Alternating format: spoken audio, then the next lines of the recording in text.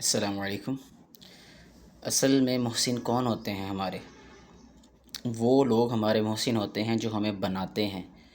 بنانے کا مطلب جو ہمیں اسٹرانگ بناتے ہیں، جو ہمیں سیکریٹلی سپورٹ کرتے ہیں، ہمیشہ ہماری بیک پہ رہتے ہیں۔ وہ ٹف ٹائم دیتے ہیں آپ کو۔ اگر being a parent, being a teacher, میں چاہتا ہوں کہ میرے بیٹے بیٹیاں اسٹرانگ ہوں، وہ مضبوط انسان ہوں، دنیا کا سامنا کرنے کے اہل ہو سکیں اور ہر طرح کی سچویشن کو فیس کرنے کے اہل ہو سکیں، تو مجھے ان کو ٹف ٹائم دینا پڑے گا۔ اگر میں ان کو ٹف ٹائم دوں گا تو یقیناً ایسا ہی ہوگا کہ ان کو تکلیف ہوگی، ان کو پریشانی ہوگی، لیکن اس پریشانی میں سے گزر کے جب وہ اپنے پاؤں پہ کھڑے ہوں گے، جب رسپانسبلٹیز ان کے کندھوں پہ آئیں گی، تو وہ سب سے زیادہ دعائیں ان لوگوں کو دیں گے جن لوگوں نے ان کو ٹف ٹائم دیا۔ جیسے میں اپنی مثال یہ دیتا ہوں کہ میں آج سب سے زیادہ دعائیں ان اساتذہ کو دیتا ہوں جنہوں نے سختی سے پڑھایا، جنہوں نے کہا کہ ہمیں صرف کام چاہیے۔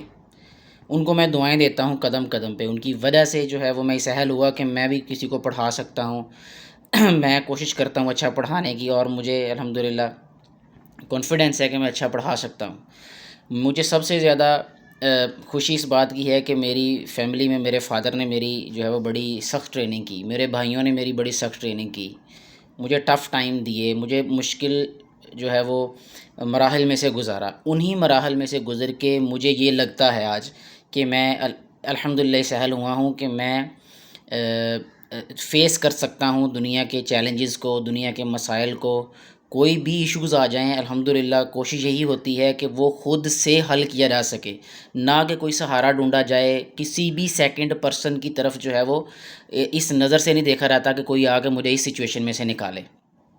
تو یہ گھر والوں کی سپورٹ ہے، یہ فیملی کی سپورٹ ہے، یہ ٹیچرز کی سپورٹ ہے، یہ ان لوگوں کا کریڈٹ ہے، ان لوگوں کو کریڈٹ جاتا ہے کہ جن لوگوں نے انٹینشنلی یا ان انٹینشنلی جو ہے وہ مجھے ٹرین کیا، یا وہ اپنے بچوں کو، اپنے جونیئرز کو، اپنے سے جو ہے وہ بعد میں آنے والے لوگوں کو ٹرین کرتے ہیں۔ لیکن ٹریننگ ہمیشہ سخت ہوتی ہے، اور یاد رکھیے گا کہ ہم ایسے ہی ہوتے ہیں۔ شروع میں بچپن میں جیسے پتھر ہوتا ہے، را فارم میں پتھر ہوتا ہے جو ہم کسی بھی پہاڑی علاقے سے اٹھا کے لیں، اور یہ جو ہمارے ارد گرد لوگ ہوتے ہیں، ہمارے اساتذہ، ہمارے والدین، ہمارے بہن بھائی جو ہم سے بڑے ہوتے ہیں، جو ہمیں ٹرین کر رہے ہوتے ہیں، وہ پھر ان کی تراش خراش کرتے ہیں، اس پتھر کو تراشتے ہیں۔ لیکن اس تراشنے کے دوران میں اس پتھر کو تکلیف بڑی ہوتی ہے، ہمیں بھی تکلیف ہوتی ہے، ہر کسی کو تکلیف ہوتی ہے، اور وہ یہ سمجھتا ہے کہ بھی ہم پہ ظلم ہو رہا ہے۔ لیکن وہی انسان پراؤڈ فیل کرتا ہے آنے والے وقت میں ان سارے لوگوں پہ جنہوں نے اس کو شیپ کیا۔ Thank you so much.